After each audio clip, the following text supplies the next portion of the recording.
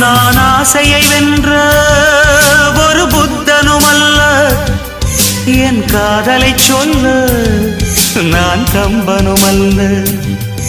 உன் காது கடித்தேன் நான் கனவினில் மெல்ல, இன்று கட்டி அணைத்தேன் இது கற்பனை அல்ல.